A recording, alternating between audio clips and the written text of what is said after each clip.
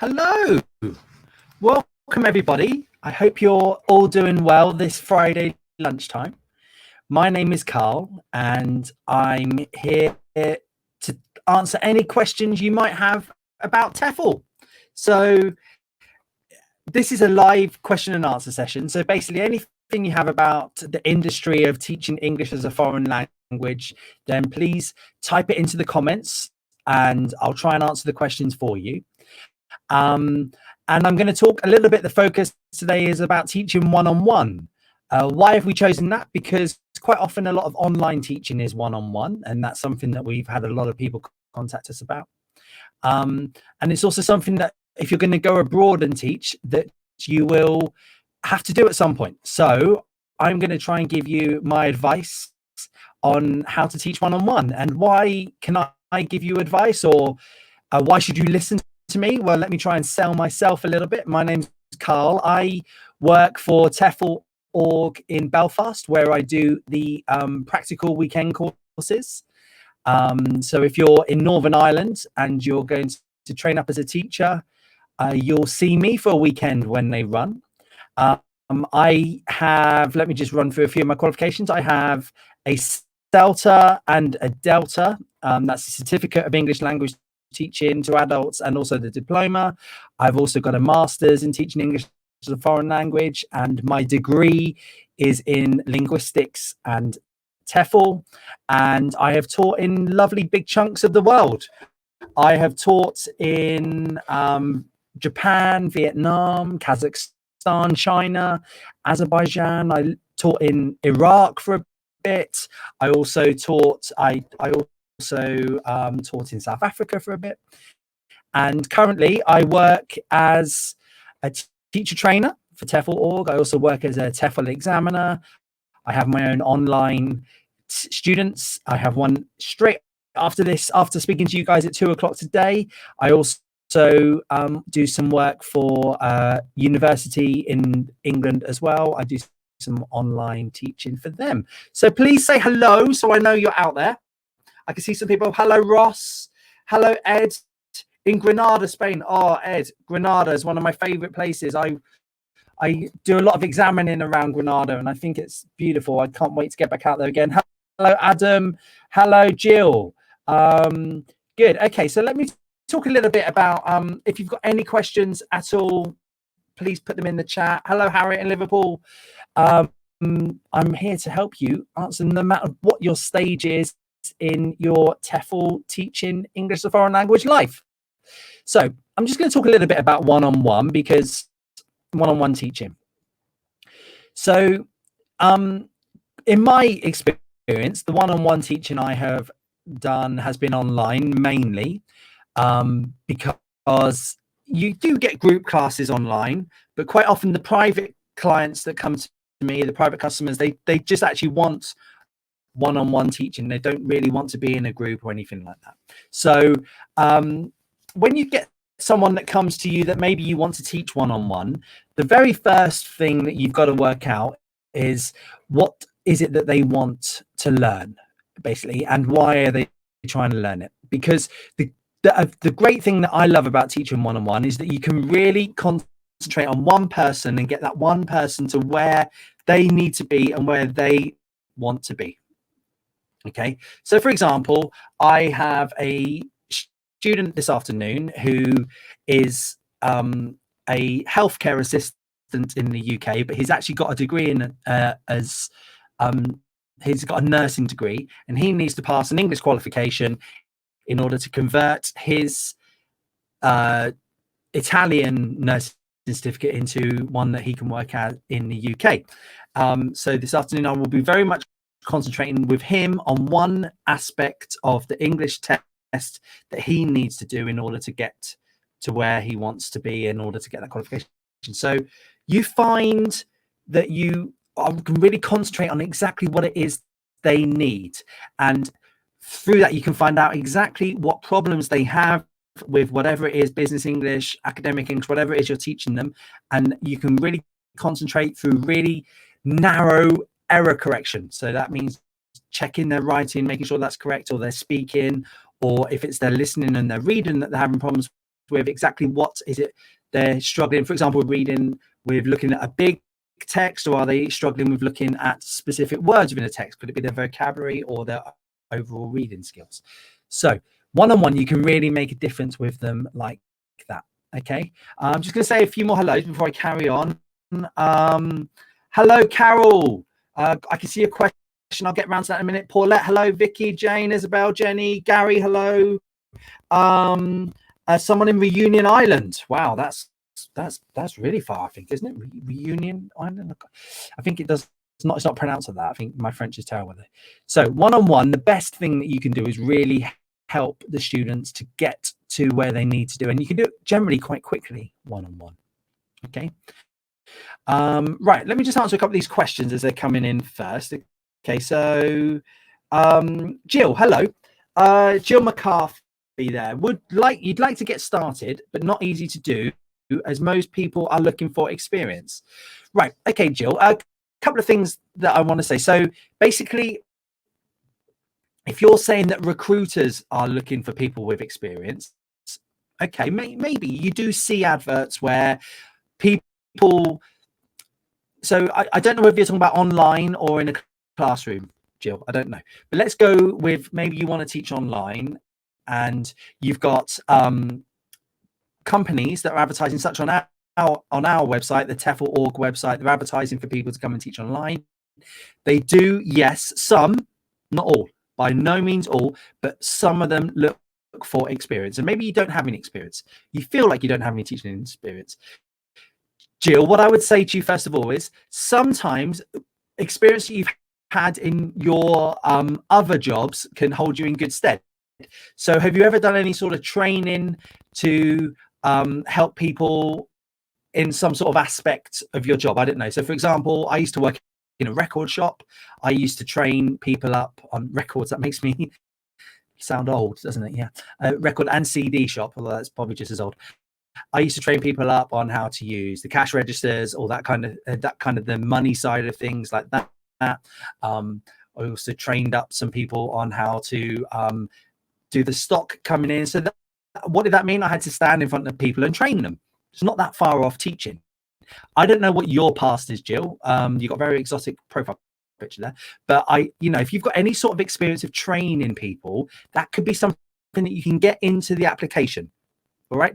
Yes, it's not TEFL experience. I understand that.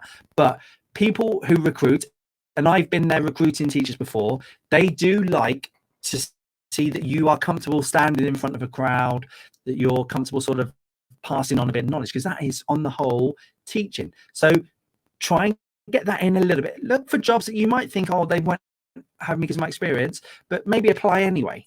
Okay, put that in there.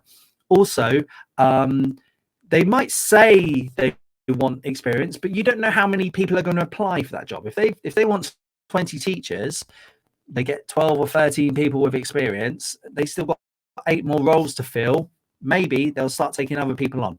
So yes, okay, they do want experience, and you might get knocked back for not having experience, but go with it. That's what I would say to you. Okay. Also, you will see jobs out there that will take on people who do not have TEFL experience. You will see jobs there that have advertised on our website, but also on other TEFL websites, where they'll take on people who just have a certification. Okay, so don't let it put you off. Keep going. Okay, good. Carol, hello. You agree with Gill? I love the agreement already. We need more agreement, do we, in the world? You've completed the TEFL 120 hours, but not yet started, as you don't know where or how to get started. Well, Carol, the first thing is just to go start looking at jobs. Okay, now find roles on. I don't know whether you, like Gill, are going to go for online jobs, or you're looking to go to Spain or China or whatever it is you might be going to. Okay, if you're going for online jobs, okay, read very carefully what their requirements are. Read very, very carefully what they want you to do. So do they want a CV? Get yourself a nice TEFL CV. We have some pages on our website where they talk about how to do a TEFL CV. Okay, so if I just show you here, hopefully this will work. Yes. So this is our TEFL org website. Okay, I hope you guys can all see that well. This is a TEFL org website. I've just put into there in our, so along on this about us over, sorry, on the blog page here, you click on that, it will take you to this blog post where there's lots and lots of information here about sort of different aspects of TEFL. Okay, and if you type in there CV at the top, you will see that there's some posts about useful TEFL tips, how to create the perfect TEFL CV. So, you know, I could spend an hour talking about that, but why, you know, you might want to do it at your own pace there. Okay, so I'm just going to stop sharing there, and then get your CV up and running, get your CV going, and then send it off. And then if you need to do something like a lesson, like you have to make yourself up a video just introducing yourself, be smiley, be friendly, be lovely. Think of some activities where you will get the people talking if you have to do a trial lesson.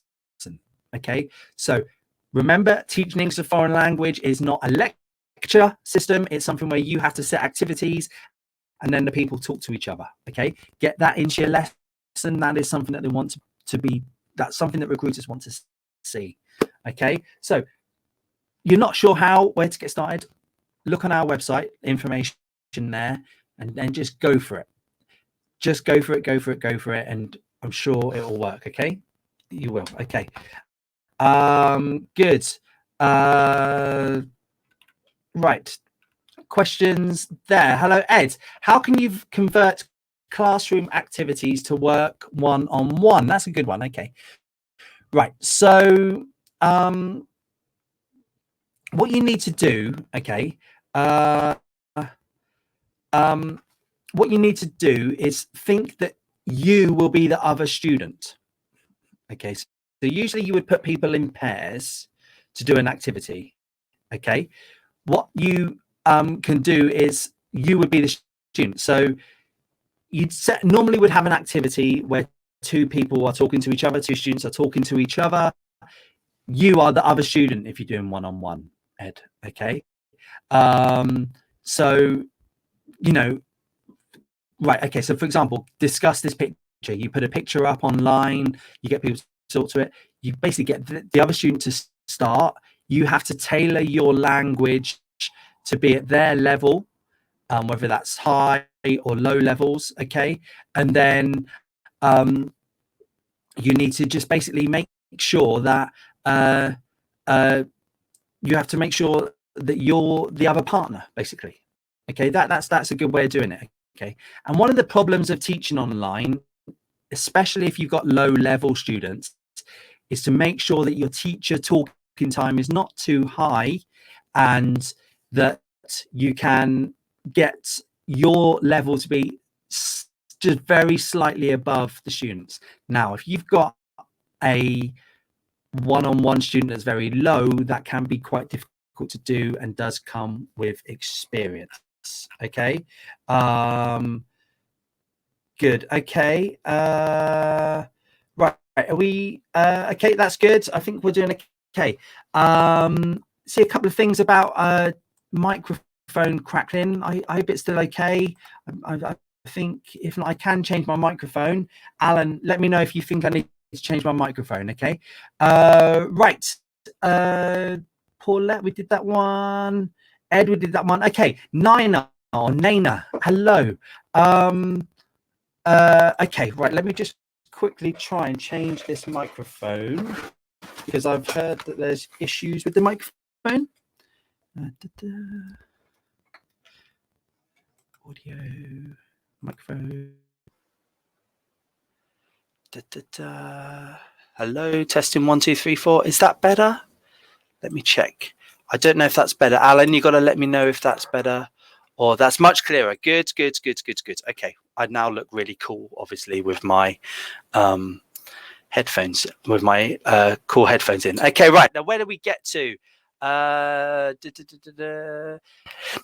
or Naina, hello. How do you go about getting students? All right, that's an interesting one. Okay, so if you if you are online, if you're looking to get students online, there's a couple of ways you can go about getting students online. You could if you want to get your own students, you don't want to go work for someone else, you want to sort of be in charge of that kind of thing, then what you can do is, first of all, you can try and build up yourself by having your own website, having your own Facebook page, and you go through maybe some paid advertisements where you're very much targeting who it is that you're trying to get.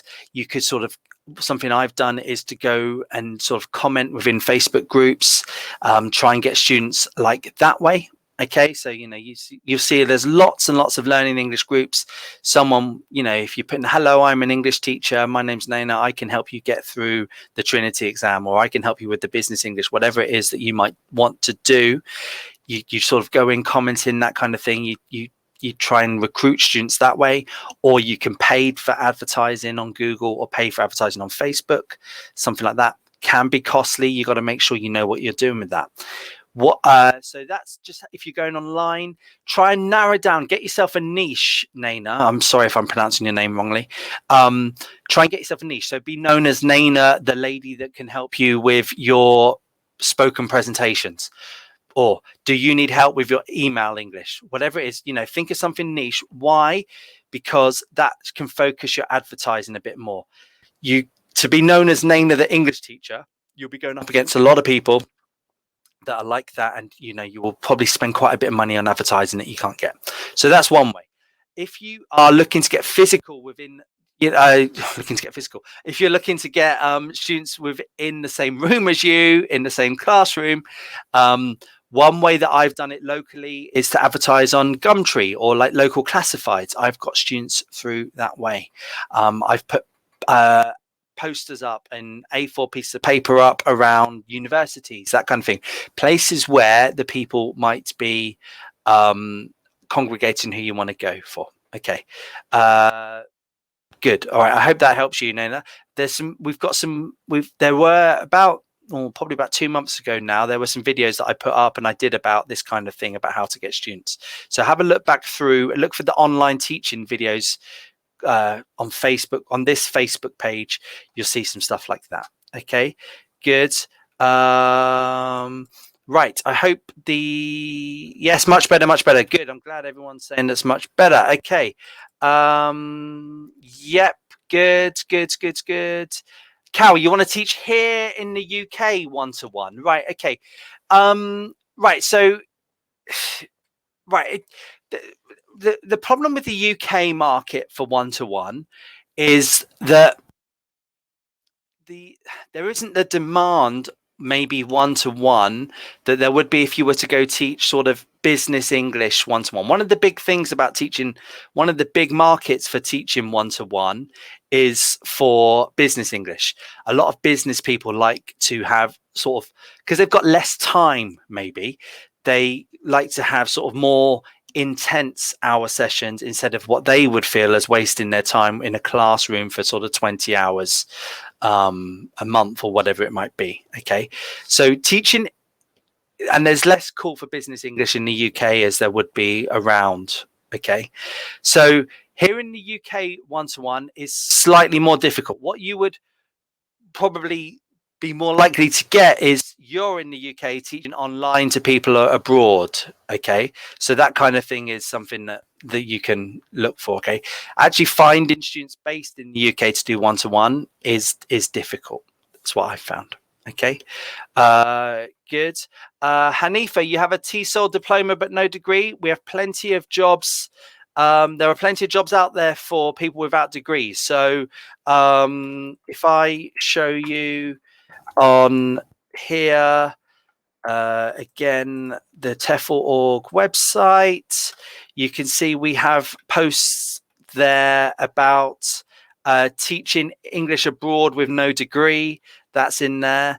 There's sort of other thing, how to teach English online without a degree. So again, go to our TEFL.org, TEFL.org website, go to the blog posts, put into the search no degree. You'll find lots of things like that as well. Okay, good. There's definitely opportunities out there for people without a degree. Naina, hello. What other websites can we look at for jobs? So there's the TEFL.org website. Okay, you know, we got jobs on that. There is also ESL Cafe, CAFE, ESLCAFE.com. That has lots and lots of jobs listed on it again, which which our diploma, if you're going to do one of our courses, the 120-hour certificate, you know, really valid because we're an accredited course provider for jobs that you find on there. Okay, so ESL CAF, TEFL.org, there's the Guardian Jobs, ELT Jobs website. Okay, there's Facebook groups where people are advertising online, all that kind of thing. So just have a look. There's plenty of stuff out there. Okay, good. Much better. Good. Right, I'm catching up. Celia, hello. How do you encourage a student who is very shy to talk and engage more in a one-to-one class? Right. Okay.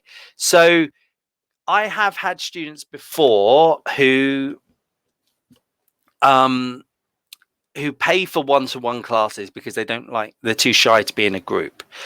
And it's tough, Celia, to have a one-to-one student that is quite shy.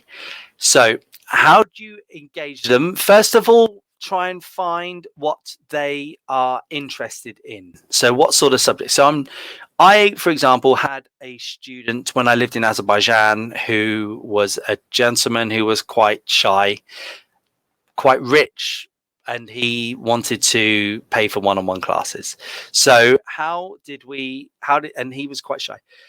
He was just really, really into wrestling, like not like John Cena type wrestling. He was sort of into Olympic wrestling. So I kind of found some, and I didn't know the first thing about it. Get me talking about Tottenham Hotspur Football Club and I'm away. But wrestling, I was struggling. So I found some news articles. I found an American website where they talked a lot about wrestling, and I got him talking like that and built up his confidence, all that kind of thing. Yeah. So you've really got to try and, like, if they give you any sort of nugget about things they're interested in, make sure you've got that written down, so the next week you can come at them with an article or a TED talk or something. I don't know, anything that would get them more engaged, because generally people are more engaged when they're talking about things that they're interested in. Okay, so that is one of the ways to do it. Another way is to just be a little bit light on the error correction. So one of the reasons why people pay for one-on-one classes is because they feel like they can get really narrow error correction. For those of you who don't know, for error correction, I'm talking about how a teacher fixes the mistakes that a student makes. So for example, if a student says, yesterday I go to the park, you would say something along the lines of, yesterday you go to the park? Oh no, teacher, I mean yesterday I went to the park. So that's sort of an error correction where you're not specifically correcting it for them. You don't say something like, no, actually it's yesterday I went to the park. You sort of add some emphasis, slow down, little tricks to try and show where the error was, get them to think about it. And if you are too heavy with the error correction on someone that might be shy, they might feel that you are they're lowering their confidence and they have big issues with that. Okay, so just try and think more about letting a few mistakes go, maybe mistakes that are above their level, so that way then just try and build up their confidence a bit and try and get them going. All right, Celia, I hope that helped. Okay, good. Right, okay, Jamie, oh hello, Jamie from the UK, living and teaching in Prague now. Wow, okay. All of your classes have gone online. I've got to go right up here, up high. Alan, you disappear in my face. That's probably on purpose. And I'm struggling to come up with activities for my first grade class. 5 students. Can you recommend any activities beside PowerPoint slides, flashcard drilling activities? Okay, well, yeah, right. Kids online is difficult. All right. So I really hope they're not getting you to, the school isn't sort of getting you to do 4-hour online classes. Okay. Couple of things that I have tried is sort of some sort of whiteboard activities where you could try and get them to shout out words that come up. So you get a picture up and they shout out the words, and then you sort of help them with the pronunciation, that kind of thing. That is something I've tried before. Don't be afraid to maybe watch a couple of cartoons, play that online, and then get little sort of chats after it, get little activities around it. I have a long time since I've sort of taught kids online, but sort of 3 or 4 years ago, I actually knew that I was going to get students for a whole term, and I broke up a film, and I would show the film online through my browser, through it was Skype at the time, but now I would use Zoom, and I would sort of stop it every 10 minutes and have a little chat about it, do some sort of activities around it, that kind of thing.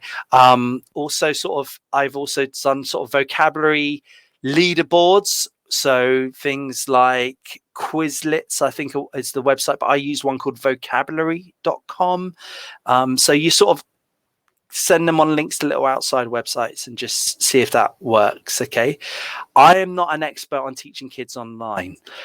I have really found since lockdown started this year that there are lots and lots of online teaching groups for students to where teachers are sharing. For example, I'm in one for university teaching in Japanese teachers, and the amount of activities that are being sent around that, people talking about it, is fantastic. So get yourself involved in some Facebook groups for teaching ESL kids, EFL kids, that kind of thing. All right. I hope that helped you, Jamie. Sharon, similar. Okay. Hopefully that helped you. Naina, have a CELT already. Right, what's the best way to give feedback during a one-to-one lesson? Okay, hello, Facebook user. Is that Mark Zuckerberg listening in? Maybe he wants to start teaching online.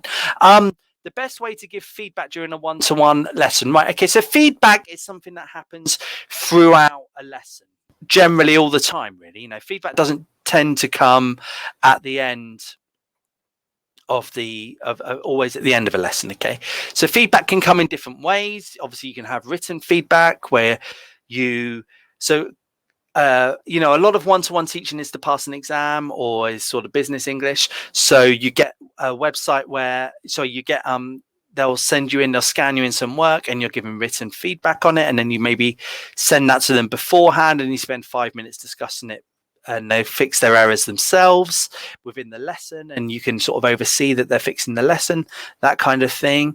There's also error correction, as I spoke about, that you can go through as you're going along. Okay, so again, so think about what it is that they ultimately want to get to, what their needs are. If they're an adult learner, what is it that they are paying you to do? Make sure that a lot of your error correction is focused around that so they can be comprehensible. So if they're going into business negotiations, what kind of thing would they need to do? They probably need to be quite clear in the way they speak. They've probably got to make sure that their listening skills are right. So if you can feel that they're not understanding every word that you're saying, or if they're going to speak to native speakers, they're going to be listening to people that are quite quick. So so you've got to give them lots of experience of listening to that kind of speech, so that when they actually get into the situation where they got to use it for real, they're really aware from it. So basically feedback and error correction is sort of similar, and you've got to sort of go with the student. All right, so make sure that the time and then of the lesson is right. You're not giving them way too much so that's 90% of the lesson is feedback. Feedback should probably be around sort of 10% of the lesson time, because actually what you want them to do is practice it through controlled practice and free practice activities. Okay, good. Gary, hello. What was the name of the other not TEFL site for online teaching? I'm not sure. Did I mention that? So there's, I think I mentioned vocabulary.com. That's something I use. A Quizlet was another website I spoke about. I don't know whether I spoke about what you mean by online teaching. So there's you can set yourself up, but do you mean for jobs? If you're looking for jobs, there's things like Italki, where there's some, you can set yourself up on that and try and recruit students through that. Gary, give me a bit more information about what perhaps I've forgotten what I was talking about, and then I might be able to help you. Naina, hello again. Would you recommend doing any specialist courses for specific things like IELTS, etc.? Right. So this sort of depends on you, Naina, whether you are, if you're going to go down the online experience, the online teaching route, and you're going to find students in your niche. So for example, if you want to teach them IELTS, okay, if you want to teach them IELTS, you need to know about IELTS. Okay, so then you've already got your 120 hour or your CELTA, whatever it is, whatever certification that you have, then go, you need to know what it is that you're going to be teaching, and there's different ways of doing that. You can do specialist modules in it, and such as we offer on top of the 120 hour course, teaching business English, teaching young learners, because that way, because it is slightly different the way you teach. Okay, so yes, do a specialist course, do a specialist stand-up module for that kind of thing. All right, don't do them all, just do the ones that sort of are good for you and what you want to teach online or in classrooms, the type of students you'll be doing. The other way of doing it is just to teach yourself it. So you could, if you're going to go teach IELTS, for example, take the test is the first thing I would do if I was you. Put yourself in the student room. Don't pay IELTS to give you the don't give them the 150 quid to take the test, or 200 quid, whatever it is. Just, download it, go for it yourself, and just sort of go for it step by step. What would the students have to do? Educate yourself before you teach it, because if you don't learn it yourself, how can you teach it? Okay, good. Yes, everyone, ESL Cafe and Guardian Jobs. So ESL Cafe, all one word.com, is a jobs board where there's lots and lots of jobs advertised on it. Okay, I think I've caught up with all the questions, if there are no more questions there. Okay, good. Right, so one-on-one. So when you do something like the 120 hour course, which gives you the foundation of how to teach English as a foreign language, one of the things that you will learn a lot is teacher talking time needs to be low. TTT needs to be low, because it's not a lecture learning a language. The teacher shouldn't be lecturing. The teacher should be putting students into pairs and get students talking to each other so that they can learn from each other and they can also practice English. However, if you're going to go for one-on-one, naturally you are going to have higher teacher talking time. Okay, so the first thing to be aware of is that you have to you're not going to be able to stick to the norms that you might learn about how to keep your amount of talking low and the student amount high. Okay, so don't be afraid to talk a little bit more. Now, it shouldn't be that you're sort of talking 90% of the time in a one-on-one lesson, but you're probably going to be talking a big chunk of time more. Okay, so go for that. All right, so don't be afraid of that. First of all, be very aware that you're always working to something that they want to learn and something that they will need. One-on-one, quite often you will find, if you're going to go work for a company that's providing you one-on-one students, my experience is quite often those students are quite quick to complain if they don't get what they want. And quite often they don't complain straight away to the teacher. They complain sort of behind you to a manager or to a recruitment agency or whatever it is that you might, whoever you work for. So just make sure that you're sort of aware that, you don't just think, okay, do you know what? I read this on the BBC website. I found it quite interesting. Let's talk about that tomorrow. Okay. Now, some students might like that, but I would say on the whole, they're paying you for a certain thing or a certain aspect of English that you need to learn more about. Okay. So you need to teach them, they want to learn more about. So make sure that everything is quite focused to their needs. Okay. Don't be afraid to sort of ask them more about what it is they want to do. And there's there's sort of a good way of thinking about a needs analysis is something along the lines of what they lack. So for example, they might lack being able to speak in the past tense correctly. So you might spend a bit of time on that. The needs, and that is basically, so if they're taking an exam, it would be what do they need to get the grade that they need. And also the third thing is what do they want. Now, quite often in a group class, it's quite hard to help. It's quite hard to keep all the students happy with what they want, because if you've got 10 people, 3 people want more writing homework, 3 people want more speaking, 2 want more listening, and 2 want more reading. It's quite hard to keep all that wants happy. So what you can control a lot more is the lacks and the needs. But with a one-to-one class, you are giving them a bit more what they want, because that way they will stay happy. And you might just spend an extra 5 minutes doing something that they want. Now, it might not be what they need, but you're keeping them happy. They'll keep coming back for more. They'll keep paying you. All right, that's a key thing. All right, and don't be afraid to jump in and be the other student in pairs. Don't be afraid to sort of follow a similar syllabus. Now, sometimes you might go off on tangents within that syllabus, but if you're new to teaching, find a syllabus online if you're recruiting your own students, or use a syllabus in a textbook. By that, I mean, look at the front contents page and just go from that, cover those things. Or if the company's giving you a syllabus, you've kind of got to stick to that. And then sometimes you just bring in a couple of extra things, and then, you just go for that. Teaching one-on-one isn't wildly different from teaching in a group.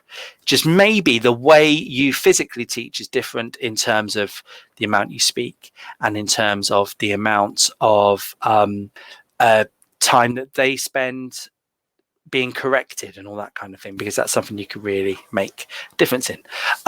Sophia, hello. Could you recommend any exercises in order to improve pronunciation? Okay, so Sophia, first thing that I would say to you is you've got to be aware of what their pronunciation problems are.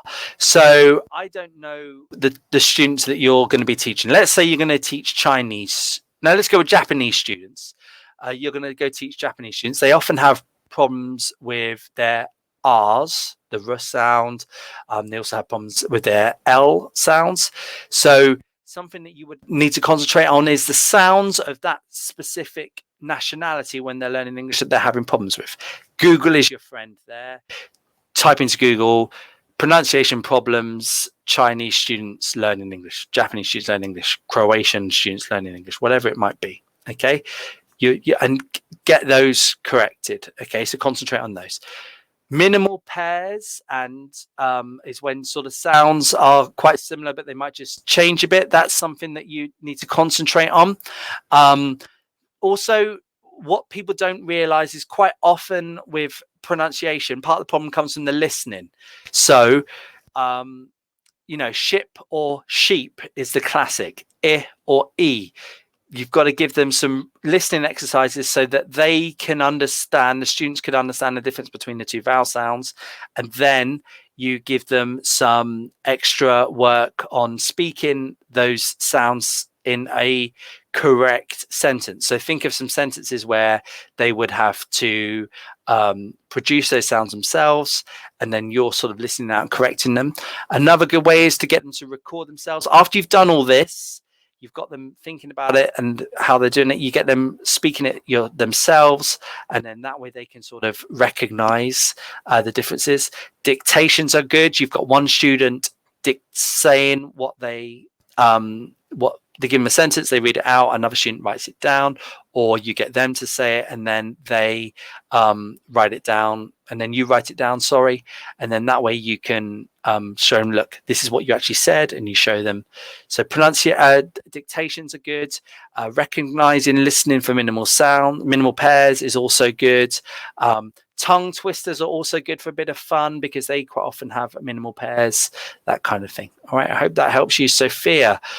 Rachel, hello. Can you recommend some syllabus books for all levels? Right. Right. So I don't know what you mean by syllabus books. Do you mean like something? Do you mean a textbook book for each level. I mean, in general English, I quite like the cutting edge books. I quite like the New English Files books, the English file books. And what if you could find copies of that, what you will find in the front covers is, for example, for elementary level, you will find 12 units at the start, and it will go through the vocabulary. So, for example, it'll go through quite basic vocabulary such as clothes, might be go through things such as food, okay, that kind of thing at the basic levels. It will also tell you the sort of grammar that they should be knowing. To start with the past tenses, and then you sort of might finish around very simple modal verbs, for example, elementary level. And then so you look at the front covers, and in the front covers, it will tell you typical vocabulary of that level. And that is written, those books have been written by people with loads of experience, PhDs, all this kind of thing. So you sort of steal their syllabus from the front covers. I hope that's clear for you, Rachel. So that's something that you can do for general English. So you find the level that your student is at, and then you go and find a textbook, and you look in the front covers, and you sort of try and steal the syllabuses from the front covers, what they would be doing. Okay. Business English is different. Academic English is different. There's lots and lots of different types of English, and each one would have a different type of syllabus. Now, if you're going to be teaching one-on-one, the syllabus would come a lot from them and what they are looking to learn from you. Okay, I hope that helps you, Rachel. No problem. Thank you. No problem. Thanks for being polite. Ashley, hello. How can you avoid giving students translations when they ask for? They know I speak the language. Are there any techniques to get around this? So, right, if you are teaching low-level students, okay, I'm not against using the odd translation. Okay, I think that is, it's a skill that they kind of need. Well, no, sorry, it's not a skill, but it's a skill that they kind of want. Skill's the wrong word. Let me start that again. If you've got low-level students, giving them a quick translation can get you through the lesson slightly more quickly. All right. So I'm not against using translations for low-level students. Okay, go for it. However, what you might want to do if you want to start getting them out of just asking you is bring in our good old friend, a dictionary. Okay, either an online dictionary or a paper-based dictionary if they're in the classroom with you, and just say, okay, do you know what, guys? You need to find out the translation yourself. Okay, students are in 2020 and in 2015, in the almost 20 years I've been teaching, students have always had translation books. I've got behind me there, I've got an English to Japanese dictionary. I get that out every now and again. Students do look for translation. It's something. What you need to make them aware of is that in English and in all languages, pretty much, one word can have 5 or 6 different definitions, and they've got to make sure that they've got the correct definition for what they want. And just typing in translate into a book, into a website is not going to give them the exact one that they want. Okay, so don't be afraid. And then what you could say is something along the lines of, okay, in this next hour, I'm going to allow you to ask me for translation 3 times. Okay, and then once they've done that, then they, you chalk them off every time they ask you. And then you go, right, okay, do you know what? You've used up all your translations. Now we've got to use a book. Go for it like that. That's something that I've done before, Ashley. Okay, good. Hello, Richard. Hi, Carl. Thank you for the help the other week. I'm flying to Japan on the 12th and can't wait to... yes, Richard, I remember. Good. No problem. I'm glad I got you out to Japan. My best year I've had teaching, and I was there during a massive earthquake and a mini nuclear meltdown, and I still had an amazing time. So Richard, I'm sure you're going to love it, and I'm glad I got you out there, and whatever little help I did, I'm sure it's good. Good. Okay, Gary, hello. Books can be useful, but if you're teaching one-on-one, you need to be more flexible. Correct, you do need to be more flexible. I find teaching, I don't tend to use textbooks really on my one-to-one teaching at all. I make up my own lessons. But if you're new to it, using the books as a base is definitely something that you can use, okay, to help you. Okay, so look, I really hope I've helped you guys all there. If you've got any questions, please send them into the the Facebook page, and you know, we go from that. Okay, we can really help you. This is a great little website. Our TEFL.org website has loads of things in there. So, you know, if you're really ready to get into online teaching, you know, type into the blog post about online. There's lots of websites there. Lots of pages there to sort of help you get into online teaching. There's a section up there on TEFL jobs. You know, you can view the jobs. So I really recommend, if you want to learn more, go into a bit more detail about that kind of thing, you know, look on here. I'm going to want to go away. Vietnam. I love living in Vietnam. Taiwan is a great place to go and live. Tokyo. Look, there's a job in Tokyo. You can be like Richard, get yourself out to Tokyo. So, you know, there's lots of extra stuff on our website there to help you. Okay. I thank you all for listening. Did I miss any questions? No, I don't think so. I think I got them all there. Good. Thank you, everybody. I'm sorry for the mic problems at the start. I really don't know what it is, because I bought this quite expensive microphone. It needs to go back to wherever it was I bought it from. Cheers, guys. Thank you. Have a nice weekend wherever you are. Thank you for listening. Okay. Any questions, please send them into our Facebook page, Messenger page, and we can try and help you through that. Okay. Cheers, guys. Thank you. Bye.